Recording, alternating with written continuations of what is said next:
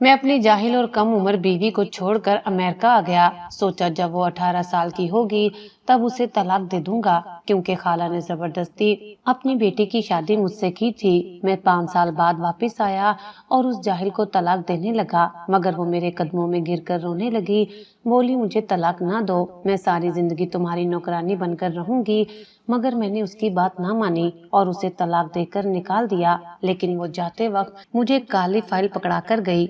मैंने जैसे ही उस फाइल को खोलकर देखा तो मेरा दिल फट गया, क्योंकि मेरा एक ख्वाब था कि मैं एक मॉडर्न लड़की के साथ अपनी जिंदगी गुजारूंगा। मुझे घरों की रहने वाली या पर्देदार लड़कियों से चिढ़ थी, जो हर वक्त घर के कामों में लगी रहती।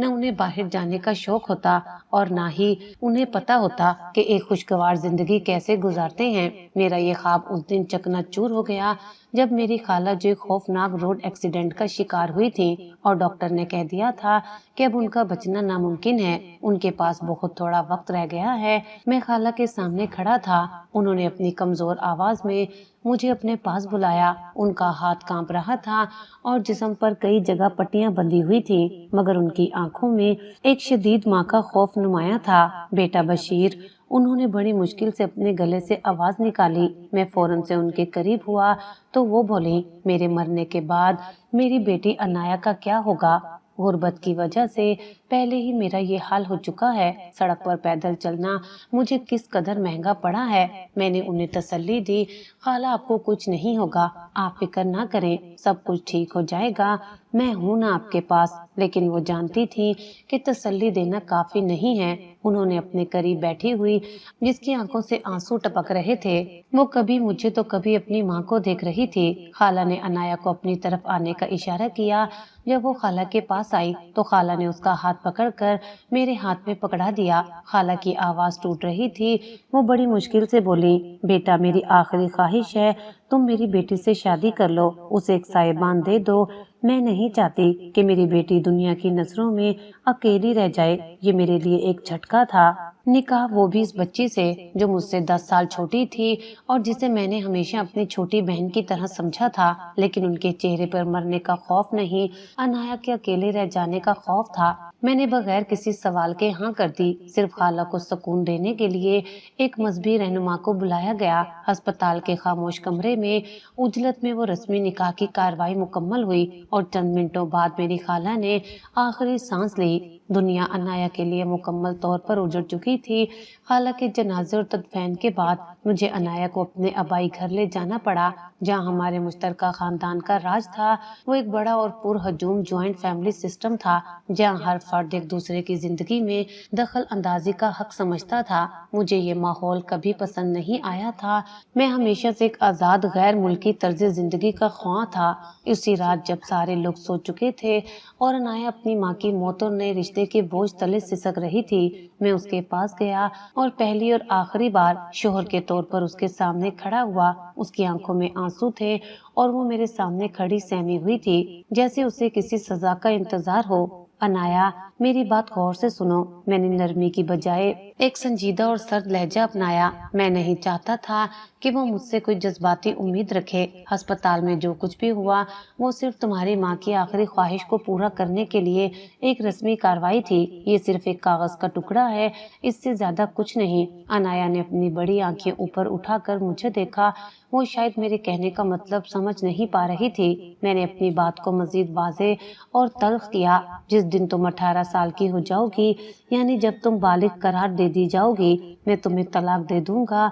ये मेरा वादा है और मैं इसे हर सूरत पूरा करूंगा। उस लम्हे मेरा दिल सख्त था। मुझे सिर्फ अपनी आज़ादी और अपना मुस्तकबिल अजीज था। मैं अमेरिका जाना चाहता था, वहाँ अपनी तालीम मुकम्मल करना चाहता था और एक बड़ी कारपोरेट नौकरी हासिल करना चाहता था। ज्वाइंट फैमिली सिस्टम के बंधन और एक कमसिन बीवी की जिम्मेदारी मेरी राह में सबसे बड़ी रुकावट लग रही थी। मैंने उसे तसल्ली देने की बजाय एक तरह का अल्टीमेटम दिया था, क्योंकि मैं नहीं चाहता था कि वो मेरे पीछे यहाँ बरसों इंतजार करती रहे। मेरा ख्याल था कि वाज़ेह अल्फाज में तलाक का वादा उसे ज़हनी तौर पर तैयार कर देगा। اگلے ہی ہفتے میں نے امریکہ کا ٹکٹ کٹا لیا۔ یہ فیصلہ میرے خاندان کے لیے حیران کن تھا، خاص طور پر اس وقت جب میری نئی نئی شادی ہوئی تھی۔ میں نے سب کو یہی بتایا کہ مجھے جلد از جلد تعلیم کے لیے جانا ضروری ہے۔ انایا کو میں نے اپنے والدین کے حوالے کر دیا اور انہیں سختی سے ہدایت کی کہ اس کا خیال رکھیں۔ میرے والدین نے میری بات مان لی، مگر ان کے چہروں پر ایک ناپسندیدگی کا اظہار تھا، کیونکہ انایا نہ تو امیر تھی، نہ ہی کسی بڑے خاندان سے، بلکہ ایک بوجھ بن چکی تھی۔ جہاز پر بیٹھ کر میں نے کھڑکی سے پاکستان کی زمین کو الوداع کہا۔ میرے دل میں کوئی پچھتاوا نہیں تھا، صرف ایک نیا جوش اور ایک آزاد مستقبل کا یقین تھا۔ میں سوچ رہا تھا کہ جب میں واپس آؤں گا تو سب سے پہلے طلاق کے کاغذات پر دستخط کروں گا اور پھر امریکہ میں جا کر اپنی نئی زندگی، نئے رشتے اور نئی محبت کو مکمل کروں گا۔ میری توجہ کا مرکز اب ایوولین نامی ایک خوبصورت اور ذہین امریکی لڑکی تھی جو میرے ساتھ ہی میرے کورس میں پڑھتی تھی۔ میں جلدی اس سے شادی کرنا چاہتا تھا۔ میں نے انایا کو مکمل طور پر اپنے ذہن سے نکال دیا، اسے ماضی کا ایک تلخ اور عجلت کا فیصلہ سمجھ کر بھلا دیا، لیکن میں اس وقت یہ نہیں جانتا تھا کہ میرا یہ بزدلانہ فرار انایا کو کس ظلم اور سماجی دباؤ کے سامنے تنہا چھوڑ گیا ہے۔ میں نے اپنے ذاتی خوابوں کے لیے ایک یتیم بچی کو اس کے حال پر چھوڑ دیا، جہاں میرے گھر کے لوگ اسے میری غیر موجودگی میں ایک غیر ضروری بوجھ، ایک کفالت کی ماری ہوئی بیوی کا درجہ دے کر نوچنا شروع کر دیں گے۔ میں نہیں جانتا تھا کہ میرا طلاق کا وعدہ اس کے لیے تلوار سے زیادہ تیز ثابت ہوگا اور اس کے 18 سال کی ہونے سے پہلے ہی وہ سماجی اور گھریلو تشدد کی بھیڑ چڑھ جائے گی۔ میں مکمل طور پر لاپرواہ تھا، ایک مرد جو صرف اپنی خواہشات کو پورا کرنے کے لیے آگے بڑھتا ہے، یہ سمجھے بغیر کہ اس کے ایک فیصلے نے دوسرے انسان کی زندگی کو کیسے دوزخ بنا دیا ہے۔ میرے امریکہ جاتے ہی انایا کی زندگی میں ایک سرد لرزا دینے والا موسم شروع ہو گیا۔ میں نے اسے طلاق کا وعدہ دے کر اپنے والدین کے گھر چھوڑ دیا تھا تاکہ میں آزادی کی تلاش میں نکل سکوں، مگر مجھے ادراک نہیں تھا کہ میں اسے کن بھیانک حالات میں چھوڑ کر جا رہا ہوں۔ میرے بڑے اور پرہجوم گھر میں جہاں رشتوں کا ایک پیچیدہ جال تھا، انایا میرے جانے کے بعد ایک ناپسندیدہ مہمان بن گئی۔ وہ میری غیر موجودگی میں صرف ایک یتیم بچی نہیں، بلکہ ایک ایسی عورت تھی جس کا شوہر اسے طلاق دینے کا اعلان کر کے فرار ہو چکا تھا۔ سماج نے اسے بیوہ نہیں بلکہ متروکہ بیوی کا درجہ دے دیا تھا۔ وہ بدقسمت لڑکی جو طلاق کے انتظار میں دوسروں کے ٹکڑوں پر پل رہی تھی، اس گھر کی حقیقی قیادت میری بڑی بہن زارا کے ہاتھ میں تھی۔ زارا جو کچھ سال پہلے اپنے شوہر سے طلاق لے کر آئی تھی، اس کی ناکام شادی کی تلخی اور مایوسی اس کے پورے وجود میں سرایت کر چکی تھی۔ اس کی زندگی کا سب سے بڑا مقصد اب یہ تھا کہ وہ اپنی محرومیوں کا غصہ دوسروں پر نکالے۔ انایا اس کے لیے ایک آسان ہدف تھی، بے سہارا یتیم اور میرے چھوڑے ہوئے رشتے کا بوجھ۔ زارا نے انایا کی زندگی کو جہنم بنا دیا۔ اس نے سب سے پہلے تو مالی حقارت کے تیر چلانے شروع کیے۔ یہ مفت کی روٹیاں توڑ رہی ہے، وہ دن میں کئی بار اونچی آواز میں کہتی تاکہ سب سنیں اور انایا کو اس کی حیثیت یاد رہے۔ اس غریب لڑکی کے پاس نہ جہیز تھا، نہ کوئی جائیداد، اور اب یہ ہمارے سر کا درد بن گئی ہے۔ انایا کی آنکھوں سے معصومیت ابھی گئی نہیں تھی، مگر زارا نے اسے گھر کی نوکرانی بنا ڈالا۔ وہ صبح سب سے پہلے اٹھتی اور رات کو سب سے آخر میں سوتی۔ زارا نے اس کے خوبصورت رنگین کپڑے الماری سے نکال کر پھینک دیے اور اسے پرانے اور پھٹے ہوئے کپڑے پہننے پر مجبور کیا۔ خوبصورتی پر اس کا حق ہے جس کا کوئی ٹھکانہ نہ ہو۔ زارا نے ایک بار اس کے سامنے ہنس کر کہا، انایا کو گھر کا سب سے مشکل اور جسمانی مشقت والا کام کرنا پڑتا، جیسے کپڑے دھونا، چکی پیسنا، اگرچہ اب مشینیں بھی زارا اسے سزا کے طور پر پرانے طریقے استعمال کرنے پر مجبور کرتی۔ صحن صاف کرنا اور سب سے سنگین اقدام اس کی تعلیم روکنا تھا۔ انایا ذہین تھی اور پڑھنا چاہتی تھی، مگر زارا نے اس کا اسکول چھڑوا دیا۔ اسے پڑھ لکھ کر کیا کرنا ہے؟ آخر کار تو اسے طلاق لے کر نوکرانی ہی بننا ہے۔ زارا نے میرے والدین سے کہا۔ انایا کی کتابیں چھین لی گئیں اور اسے گھر کے اندر پچھلے کونوں میں بند کر دیا گیا، جہاں وہ سارا دن کام کرتی اور رات کو روتی تھی۔ اس پر لگنے والا ہر الزام ایک سماجی تانا بن جاتا۔ اس کے باپ نے جائیداد نہیں دی تو ہم اسے کیوں پالیں؟ خاندان کے باقی لوگ بھی میرے والدین سمیت زارا کے سامنے بے بس تھے، یا شاید وہ خود بھی اس کم عمر بہو کو ایک بوجھ سمجھتے تھے جسے ان کا بیٹا جلدی طلاق دینے والا تھا۔ زارا کا غصہ دراصل اس کی اپنی ناکام شادی کی مایوسی اور حسرت تھا، جو وہ انایا کی جوانی کی بڑھتی ہوئی हुई मासूमियत पर निकालती थी। वो नहीं चाहती थी कि कोई औरत उस घर में सुकून से रहे। एक दोपहर जब अनाया तन्हा कुएं से पानी भर रही थी, मेरा चचाजाद भाई सलीम, जो एक आवारा गर्द शख्स था, उसके करीब आया और नाजेबा जुमले कहने लगा। शोहर तो तेरा अमेरिका में मजे कर रहा है, यहाँ तो अकेली है। उसने अनाया को हरासा करने की कोशिश की। अनाया खौफजदा होकर कुएं के पास से भागी और सलीम से मजामत की। सलीम की तरफ से मजामत देखकर जारा ने वहां पहुंचकर मामला खराब कर दिया। बजाय इसके कि वो सलीम को डांटती, उसने उल्टा अनाया को पकड़ लिया। जारा ने उसे बुरी तरह पीटा और पूरे खानदान के सामने बदनाम किया। तुम्ही ने उसे बुलाया होगा। जारा गुस्से से चीखी, तुम्हारा दिल काला है, तुम मर्दों को इशारे कर रही हो, इसलिए शबीर भी तुम्हें छोड़कर भागा है। अनाया रोती रही और अपनी मासूमियत की कसम खाती रही, मगर कोई उस पर यकीन करने को तैयार न था। जारा ने एक झूठा इल्जाम लगाया, जिससे अनाया को घर में मजीद जिल्लत का सामना करना पड़ा। इस वाक्य के बाद अनाया का बचपन और मासूमियत उन जालिम हाथों में दम तोड़ने लगी थी। वो अब खौफ और खामोशी की मूरत बन चुकी थी। उसका चेहरा हमेशा बुझा रहता और उसकी आंखें हर वक्त कुछ छुपाती रहती। मैं अमेरिका में एवलिन के साथ एक नई मोहब्बत की तलाश में था और यहाँ मेरी बीवी खौफ और समाजी जुल्म में जी रही थी। यहाँ मैं अपनी एयर कंडीशन दुनिया में बैठा था और मुझे उन हालात का कोई अदराक नहीं था।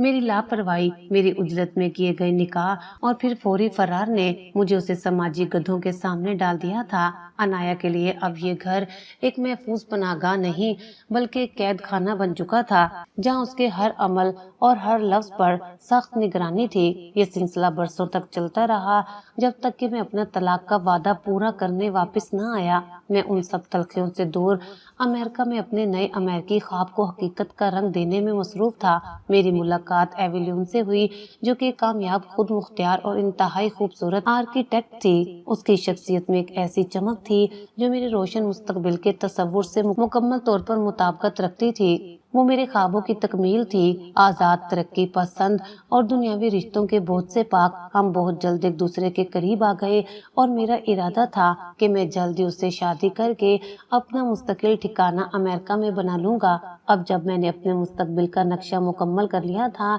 मुझे एक चीज दरमियान से हटानी थी। वो थी अनाया। वो मेरा कागजी रिश्ता थी, मेरी मजबूरी का वो बोझ जिसे मैंने बरसों से अपनी गर्दन पर महसूस कर रखा था।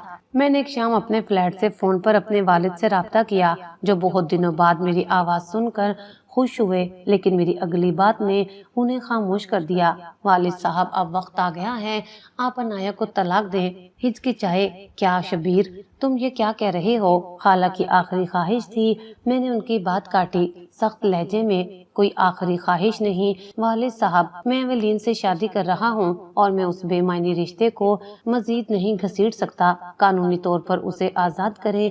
मेरे वालिद ने गहरी सांस ली और वजाहत की, बेटा, पाकिस्तान के कानून के मुताबिक, खास तौर पर हमारे मजहबी और कबायली निज़ाम में, तुम अगर खुदा कर कागजात पर दस्तखत नहीं करोगे और मोहर नहीं लगाओगे तो ये अमल साफ नहीं होगा। तुम एक बार आना पड़ेगा। ये मेरे लिए एक झंझलाहट का बाइस था। मैंने एक लम्हे के लिए भी ये नहीं सोचा कि अनाया की क्या हालत होगी या उस पर क्या गुजर रही होगी। मेरे जहन में सिर्फ जल्द अज जल्द तलाक का अमल मुकम्मल करने का इरादा था। मैं अपने दिल में एक बार भी अनाया की कम सिनी, उस पर होने वाले जुल्म या उसकी यतीमी का ख्याल नहीं लाया। वो सिर्फ एक रुकावट थी जिसे मुझे हटाना था। मैंने एवलीन को सूरत हाल बताई। मैंने उसे ये नहीं बताया कि मैं एक कम उम्र बीवी को तलाक देने जा रहा हूँ, बल्कि ये कहा कि मैं एक अहम खानदानी जायदाद का मामला हल करने पाकिस्तान जा रहा हूँ, जिसे मेरी गैर मौजूदगी में मेरे रिश्तेदारों ने पेचीदा कर दिया है। एवलीन ने मेरी बात पर यकीन कर लिया और मुझे जल्द वापसी की उम्मीद दिलाई। मेरे दिल में अनाया के लिए कोई जगह नहीं थी, कोई अफसोस या हमदर्दी नहीं थी। वो सिर्फ एक कागजी रिश्ता थी जिसे खत्म करना जरूरी था। कई सालों बाद मैंने पाकिस्तान की सरजमीन पर कदम रखा। मेरे जहन में सिर्फ एक ही मंसूबा था, तलाक देना, रिश्तेदारों से रस्मों राह करना और जल्द से जल्द वापस अमेरिका के लिए फ्लाइट लेना। ایئرپورٹ سے گھر تک کا سفر مجھے آزادی کی آخری سیڑھی لگ رہا تھا۔ میں نے ٹیکسی ڈرائیور سے تیز چلنے کو کہا اور میرے ہاتھ میں ایویلین اور دوستوں کے لیے لائے ہوئے قیمتی امریکی تحفے تھے جو میرے نئے دور کی نشانی تھے۔ جب میری ٹیکسی گھر کے سامنے رکی تو میں نے کرایہ ادا کیا اور گھر کے دروازے کی طرف بڑھا۔ میں نے ابھی دروازے کو چھوا ہی تھا کہ اندر سے ایک شدید دل خراش چیخ نے میرے قدم جکڑ لیے۔ یہ کوئی عام رونے کی آواز نہیں تھی، یہ خوف کی نہیں بلکہ شدید جسمانی تکلیف کی آواز تھی جسے سن کر روح کانپ جائے۔ وہ چیخ جانی پہچانی تھی مگر اتنی شدید تھی کہ میرا دماغ اسے قبول نہیں کر پا رہا تھا۔ میرے ہاتھوں میں امریکہ سے لائے ہوئے تحفے، میرے لیپ ٹاپ اور ایویلین کے لیے لائی گئی پرفیوم کی شیشی دھڑم سے زمین پر گر کر ٹوٹ گئی۔ مجھے نہیں معلوم تھا کہ کیا ہوا مگر میرا دل دھک سے رہ گیا جیسے کسی نے مجھے اچانک دھکا دیا ہو۔ میں نے دروازہ کھولا جو اندر سے بند نہیں تھا اور بھاگتا ہوا اندر گیا۔ میرے سامنے خوفناک منظر تھا۔ صحن میں میری ہی بڑی بہن زارا ایک نوجوان لڑکی پر وحشیانہ تشدد کر رہی تھی۔ زارا کا چہرہ غصے سے سرخ تھا اور وہ اس لڑکی کو زور زور سے بالوں سے پکڑ کر گھسیٹ رہی تھی۔ 18 سال کی ہو گئی تو کیا، تمہیں طلاق کا انتظار ہے نا، اب یہ سب کچھ سہنا پڑے گا، زارا چلا رہی تھی۔ میں نے ایک لمحے کے لیے رک کر اس لڑکی کے چہرے کو غور سے دیکھا، وہ لڑکی جس کے چہرے پر خوف اور درد کے نشان تھے، جو اب کم سن بچی نہیں تھی بلکہ جوانی کی دہلیز پر کھڑی تھی، میری چھوڑی ہوئی انایا تھی۔ اس کا وجود میرے جاتے ہی کس طرح اذیتوں میں ڈھل گیا تھا، میں نے پہلی بار اپنی آنکھوں سے دیکھا۔ میرے قدموں تلے سے زمین نکل گئی اور میرے سارے امریکی خواب پل بھر میں چکنا چور ہو گئے۔ میں سکتے میں تھا۔ میرے سامنے کھڑی انایا اب وہ کم سن بچی نہیں تھی جسے میں چھوڑ کر گیا تھا بلکہ ایک زخمی جوان عورت بن چکی تھی جسے میری اپنی بہن درندگی سے مار رہی تھی۔ اس کا چہرہ آنسوؤں، پسینے اور شدید تکلیف سے بگڑا ہوا تھا۔ زارا میری بڑی بہن اس پر بری طرح حاوی تھی، وہ اسے بالوں سے پکڑ کر گھسیٹ رہی تھی اور اس کے چہروں پر تھپڑوں کی بارش کر رہی تھی۔ ہر تھپڑ کی آواز میرے ضمیر پر ایک بھاری چوٹ تھی۔ تم نے میرے بیٹے کی کتابیں کیوں پھاڑی؟ تم بدقسمت ہو، تم نے میرے بیٹے کا پروجیکٹ خراب کیا۔ زارا غصے میں پاگل تھی، اس کے الفاظ میں صرف غصہ نہیں، ایک گہری نفرت اور سازش چھپی ہوئی تھی۔ میں نے اپنا ہوش سنبھالا اور چیخ کر زارا کا ہاتھ پکڑا، یہ کیا کر رہی ہو زارا، تم پاگل ہو گئی ہو۔ میرے ہاتھوں میں زارا کا بازو لوہے کی طرح سخت ہو گیا۔ جیسے ہی زارا نے مڑ کر مجھے دیکھا، اس کے چہرے پر وحشت کا رنگ فوراً ایک معصوم بہن کا روپ دھار گیا۔ اس نے جھٹکے سے اپنا ہاتھ چھڑایا اور اپنے کپڑے جھاڑے جیسے کچھ ہوا ہی نہ ہو۔ واہ بھائی، تم آ گئے، ہمیں تو تمہارے آنے کی امید ہی نہیں تھی۔ اس نے فوراً اپنی آواز میں مٹھاس گھول لی، یہ بچی قابو میں نہیں آتی، سارا دن کام چوری کرتی ہے اور اب میرے بیٹے کی پڑھائی میں خلل ڈال رہی ہے۔ میں تو بس اسے سمجھا رہی تھی۔ اس کے جھوٹ پر مجھے شدید گھن آئی۔ میں نے زارا کی طرف سے نگاہ ہٹائی اور انایا کی طرف دیکھا۔ اس کا نازک وجود کانپ رہا تھا، اس کی سانسیں بے ترتیب تھیں اور چہرے پر گہرے نشان نمایاں تھے۔ اس کی آنکھوں میں وہ خوف تھا جو برسوں کے ظلم سے پیدا ہوتا ہے اور ایک بے بسی تھی جو کسی بھی مدد کی توقع نہ رکھنے سے پیدا ہوتی ہے۔ انایا نے مجھے پہچانا مگر اس کی آنکھوں میں کوئی خوشی یا اپنے شوہر کی واپسی کی توقع نہیں تھی۔ وہ فوراً اپنے آنسو پونچھ کر سیدھی کھڑی ہو گئی۔ اس نے ایک سرد خالی لہجے میں کہا، آپ طلاق دینے آئے ہیں، میں تیار ہوں، آپ اپنا کام مکمل کریں۔ اس کی اصلاح تعلقی نے میرے دل کو اور زیادہ چھیدا۔ اسے مجھ سے کوئی گلا شکوہ نہیں تھا، بس اس رشتے سے جلد از جلد آزادی چاہیے تھی۔ مجھے شرمندگی ہوئی۔ میں نے اس کے قریب جا کر دبا کر پوچھا، تمہاری یہ حالت کیوں ہے؟ یہاں تمہارے ساتھ کیا ہو رہا ہے؟ اس نے کوئی جواب نہیں دیا، بس زارا کی طرف ایک خاموش اور معنی خیز نگاہ ڈالی اور پھر اپنے آنسو پونچھ لیے۔ اس کی خاموشی میں زارا کے ظلم کی ہزار داستانیں چھپی تھیں جنہیں شاید وہ اب الفاظ میں بیان کرنا بھی ضروری نہیں سمجھتی تھی۔ اس واقعے کے بعد گھر میں ایک عجیب سی صورتحال تھی۔ زارا اور میرے والدین میرے اچانک آنے سے پریشان تھے اور مسلسل میری توجہ امریکہ کی طرف مبذول کرانے کی کوشش کر رہے تھے۔ میں نے ایک بہانہ بنا کر اپنی واپسی کچھ دن کے لیے ملتوی کر دی۔ میں نے اپنے والد اور والدہ کے رویے کا گہرائی سے مشاہدہ کیا۔ کیا۔ وہ زارا کے ظلم سے واقف تھے، مگر شاید میری طلاق کے وعدے اور انایا کی غربت نے انہیں مداخلت کرنے سے روک دیا تھا۔ میں نے خاموشی سے گھر میں ہونے والی سرگرمیوں پر نظر رکھی۔ جلد ہی مجھے پتا چلا کہ زارا کا سارا غصہ صرف اس کے بیٹے کی کتابوں تک محدود نہیں تھا۔ زارا کا بیٹا جو کہ خود ایک نکما اور لالچی تھا، اور زارا دونوں انایا کے جہیز کی رقم پر نظر رکھے ہوئے تھے۔ خالہ نے مرنے سے پہلے اپنے بینک اکاؤنٹ میں کچھ جمع پونجی انایا کے نام کی تھی، جو بالغ ہونے کی وجہ سے انایا کو ملنے والی تھی۔ زارا چاہتی تھی کہ انایا یا تو اس رقم سے دستبردار ہو جائے یا پھر وہ رقم ان کے بیٹے کے حوالے کر دے۔ زارا کا اصل مقصد انایا کو صرف نوکرانی بنا کر رکھنا نہیں تھا، بلکہ اس کی زندگی اور اس کے آنے والے پیسوں پر قبضہ کرنا تھا، تاکہ اس کا بیٹا اس سے فائدہ اٹھائے۔ زارا کی ہوس اب میرے سامنے ایک شکل میں ظاہر ہوئی۔ اس کا مسلسل تشدد انایا کو اتنا دباؤ میں لانا تھا کہ وہ خوف زدہ ہو کر اپنے حقوق سے دستبردار ہو جائے۔ یہ سماجی ظلم اور لالچ کا ایک بدترین امتزاج تھا۔ میں نے پہلی بار اس بچی کے زخموں میں اپنے گناہ کا عکس دیکھا۔ اگر میں اسے چھوڑ کر نہ جاتا، اگر میں نے اسپتال میں محض ایک رشتہ نبھایا ہوتا، تو آج وہ اس حال میں نہ ہوتی۔ میرے دل میں شرمندگی کا ایک نیا اور شدید احساس پیدا ہوا۔ اس وقت میں نے ایک سخت فیصلہ کیا۔ میں طلاق دینے سے پہلے یہ جانوں گا کہ یہاں کیا ہو رہا ہے، اور اس لڑکی کو اس ظلم سے نجات دلاؤں گا۔ میرا مقصد اچانک طلاق دینے سے ہٹ کر انصاف دلانے کی طرف مڑ گیا۔ مجھے انایا کا رشتہ نہیں چاہیے تھا، مگر میں اسے مظلوم بھی نہیں دیکھ سکتا تھا۔ میں نے غور کیا کہ انایا کتنے صبر اور خاموشی سے یہ سب کچھ سہتی رہی۔ اس نے کبھی چیخ کر کسی کو نہیں بتایا، اس نے کبھی میرے والدین سے کوئی شکوہ نہیں کیا۔ اس کا یہ مضبوط جذبہ، اس کی اندرونی طاقت میرے لیے ایک نئی چیز تھی۔ یہ وہ انایا نہیں تھی جسے میں نے ایک معصوم بچی کے طور پر چھوڑا تھا، یہ وہ جوان عورت تھی جس نے ظلم کو صبر سے جھیلا اور اب صرف آزادی کی منتظر تھی۔ یہ خاموشی میرے دل میں گہرائی میں اتر گئی، اور میرے امریکہ واپس جانے کے ارادے میں ایک غیر یقینی کی کیفیت پیدا ہو گئی۔ میں نہیں جانتا تھا کہ یہ صرف ہمدردی ہے یا میرے دل میں کسی نئے احساس کی بیداری۔ زارا کے ظلم کا بھیانک منظر دیکھنے اور اس کی لالچی نیت سمجھنے کے بعد میرے اندر ایک نیا جذبہ پیدا ہوا تھا، اپنے کیے کا کفارہ ادا کرنے کا جذبہ۔ میں نے سب سے پہلا قدم یہ اٹھایا کہ زارا کو گھر کے ایک کونے میں لے جا کر اسے سخت وارننگ دی۔ میرا لہجہ سخت اور فیصلہ کن تھا۔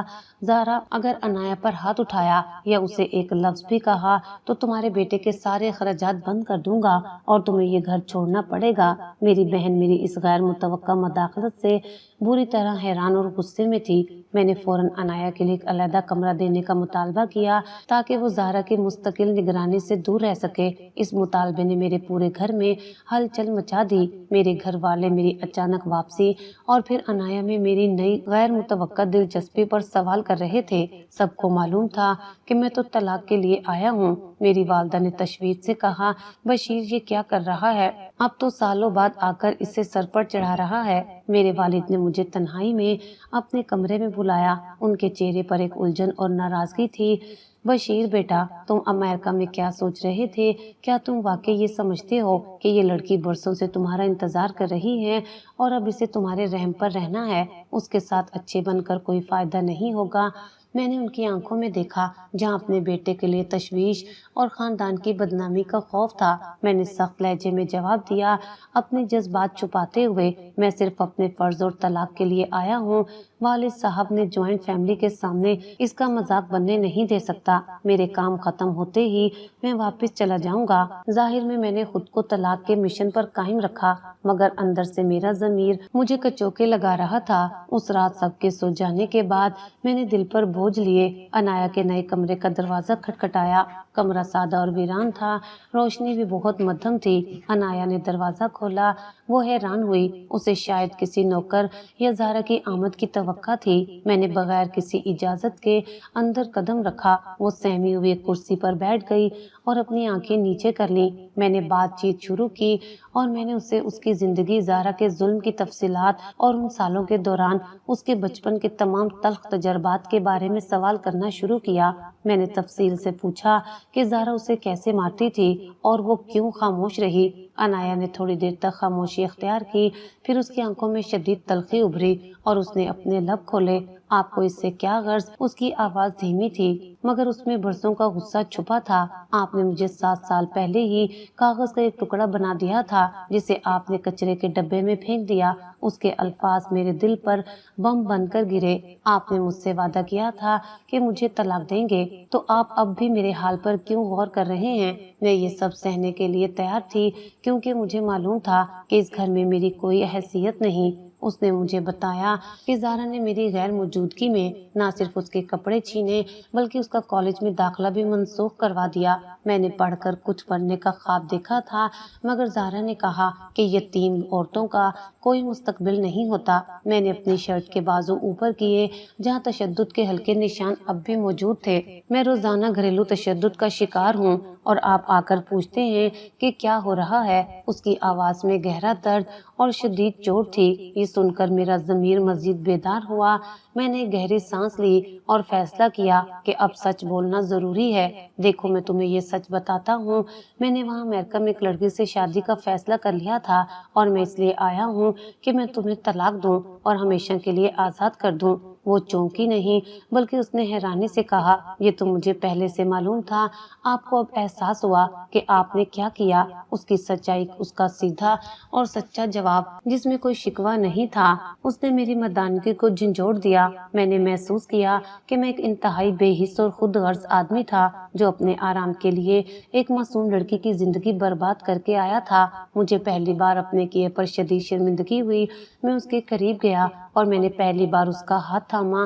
اس کا ہاتھ ٹھنڈا اور لرزتا ہوا تھا۔ میں تمہیں ظلم سے باہر نکالوں گا، تمہیں یہاں سے بچاؤں گا اور پھر تمہیں آزادی دوں گا جیسا کہ میں نے وعدہ کیا تھا، لیکن پہلے تمہیں محفوظ بنانا میری ذمہ داری ہے۔ جب میرا ہاتھ اس کے ہاتھ سے لگا تو میں نے اپنے اندر ایک عجیب سی انوکھی کشش محسوس کی۔ یہ صرف ہمدردی نہیں تھی، یہ ایک ایسا جذبہ تھا جو میری روح کو چھو رہا تھا، جو میری امریکی محبت کی مصنوعی چمک سے بالکل مختلف تھا۔ یہ احساس جس کا نام میں نہیں جانتا تھا مجھے بتا رہا تھا کہ میں اپنے وعدے پر قائم رہنے کے باوجود اس رشتے کو اتنی آسانی سے ختم نہیں کر پاؤں گا۔ میں نے اسے ہر ظلم سے بچانے کا وعدہ کیا تھا اور اب میرا اگلا قدم طلاق کی بجائے انصاف کی طرف بڑھنا تھا۔ تاہم جیسے ہی گھر والوں کو یہ اندازہ ہوا کہ میں اب اتنی آسانی سے عنایہ کو طلاق نہیں دوں گا، میرے گھر میں ایک سماجی طوفان برپا ہو گیا۔ میرے گھر والوں نے طلاق کی خبر کو رشتہ داروں اور محلے میں پھیلایا تو رد عمل شدید تھا۔ باہر کی دنیا کو صرف یہ دکھ رہا تھا کہ میں امریکہ میں موجود ایک مغربی لڑکی کے لیے ایک مظلوم پاکیزہ لڑکی کو چھوڑ رہا ہوں۔ لوگوں نے میرے والدین کو فون کر کے ملامت کرنا شروع کر دیا۔ وہ تو بچی ہے، مظلوم ہے، تم کیسے بیٹے ہو کہ اپنے والد کی بہن کی بیٹی کو یوں چھوڑ رہے ہو؟ محلے کی عورتوں نے میرے گھر آ کر میری والدہ پر شدید دباؤ ڈالا۔ میرے والدین جو پہلے عنایہ کو بوجھ سمجھتے تھے اب سماجی دباؤ میں آ کر میرے سامنے کھڑے ہو گئے۔ میری والدہ کی آنکھوں میں آنسو تھے۔ تمہاری خالہ کی آخری خواہش کا پاس رکھو، بشیر وہ شریف بچی ہے، اس کا باپ مر گیا، اس کی ماں مر گئی، اگر تم بھی اسے چھوڑ دو گے تو یہ کہاں جائے گی؟ میرے والد نے بھی سخت الفاظ میں کہا، اگر تم نے طلاق دی تو لوگ کہیں گے کہ یہ لڑکی خراب تھی، اس لیے بیٹے نے امریکہ سے آ کر طلاق دے دی۔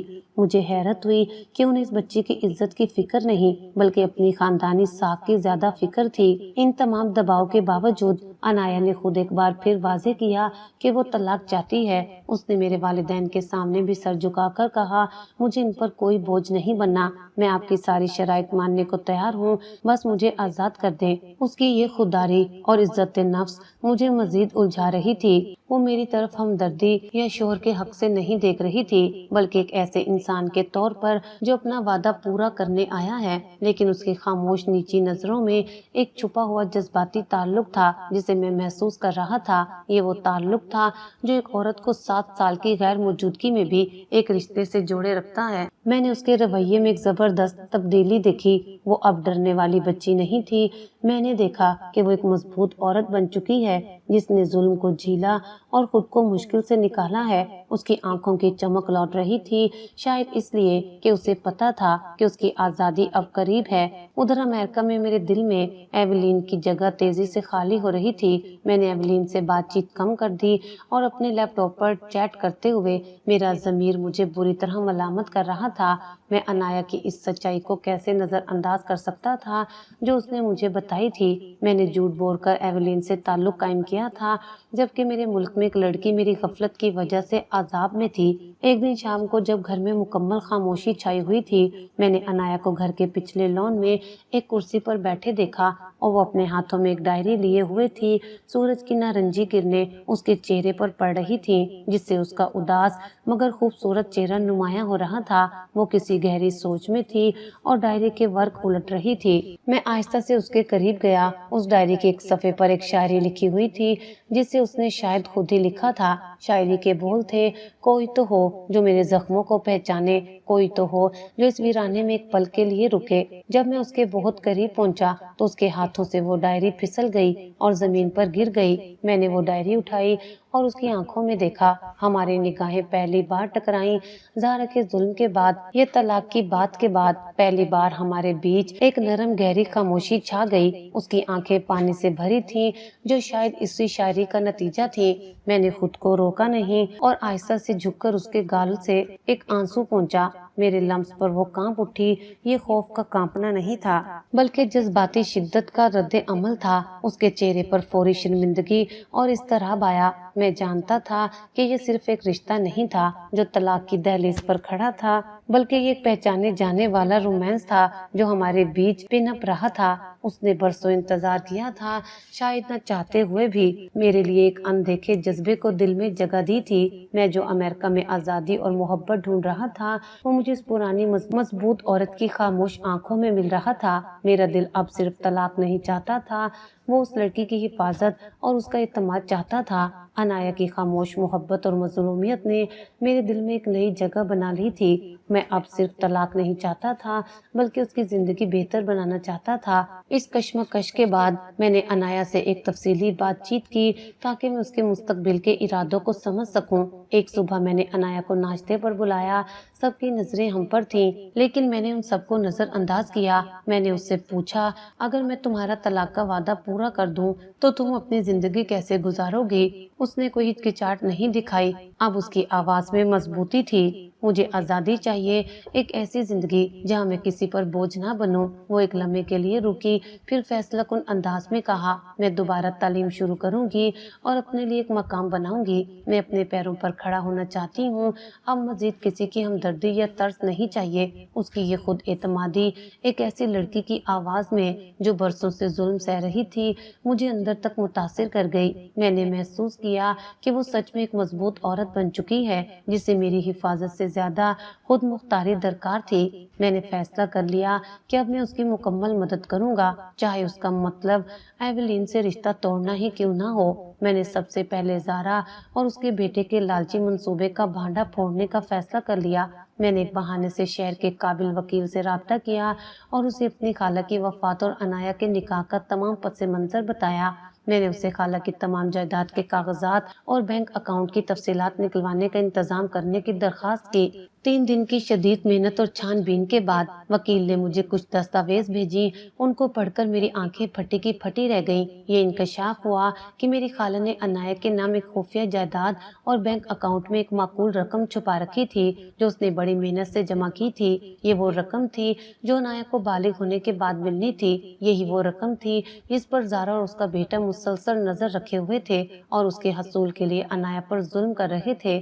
زہرا نے چالاکی سے میری والدہ کو غلط اطلاع دی تھی کہ خالہ کے پاس کچھ نہیں تھا، وہ صرف فقیر تھیں۔ اس جھوٹ کی وجہ سے میرے والدین بھی انایا کو ایک بوجھ سمجھتے رہے۔ میں نے خاندان کی میٹنگ بلائی اور سب کے سامنے وہ دستاویز میز پر پھینک دی۔ میں نے چیخ کر کہا، تم سب کو لگا کہ یہ ایک فقیر یتیم لڑکی ہے جسے ہم بہت سمجھ رہے ہیں، لیکن دیکھو یہ اس کی ملکیت ہے۔ گھر والوں کے سامنے وہ دستاویز پیش کی جس سے زہرا کی اصل نیت بے نقاب ہو گئی۔ گھر میں ایک شدید ہنگامہ کھڑا ہو گیا۔ زہرا چیخنے لگی اور اپنے جھوٹ کو چھپانے کی کوشش کرنے لگی، مگر دستاویز نے اس کا ساتھ نہیں دیا۔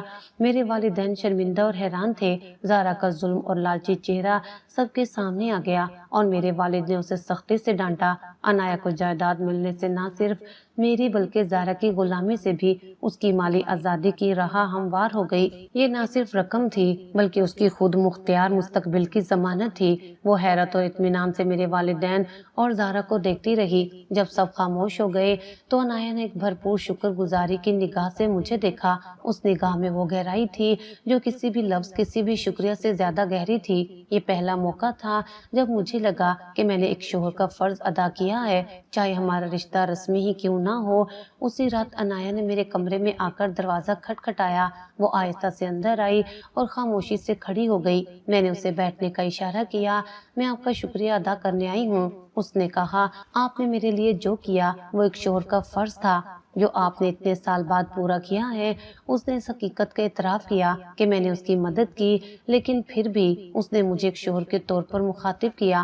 اب آپ آزاد ہیں، میں نے نرمی سے کہا۔ میں کل طلاق کے کاغذات کا بندوبست کر دوں گا۔ اس نے گہری سانس لی۔ اس لمحے ہمارے درمیان وہ تمام فاصلہ کم ہوا جو سالوں کی جدائی، ظلم اور وعدوں نے پیدا کیا تھا۔ میں نے پہلی بار اسے ایک عورت کی طرح محسوس کیا جو باوقار، سمجھدار اور خوبصورت تھی۔ اس کی موجودگی میرے دل میں ایک ایسا سکون پیدا کر رہی تھی جو مجھے ایولین یا امریکہ کی چوکا چند میں کبھی نہیں ملا۔ میری روح اب مکمل طور پر الجھ چکی تھی۔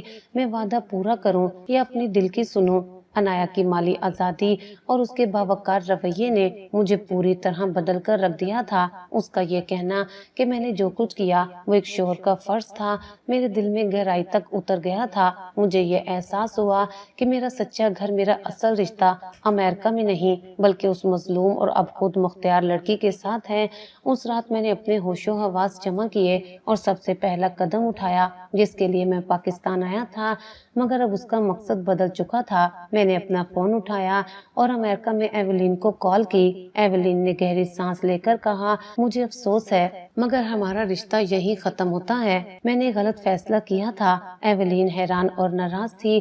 اس نے کئی سوال کیے مگر میں نے سچ بتا دیا۔ میں نے یہاں ایک ایسی عورت کو دریافت کیا ہے جسے میں نے خود برباد کیا تھا۔ اس کے ساتھ جو ظلم ہوا اس کا کفارہ ادا کیے بغیر میں واپس نہیں آ سکتا۔ میں نے واضح کر دیا کہ میں اب امریکہ واپس نہیں آؤں گا اور میں نے اپنا سچا ٹھکانہ تلاش کر لیا ہے۔ میرے اس رشتے کے خاتمے کا اعلان میرے گھر والوں کے لیے ایک اور شدید جھٹکا تھا۔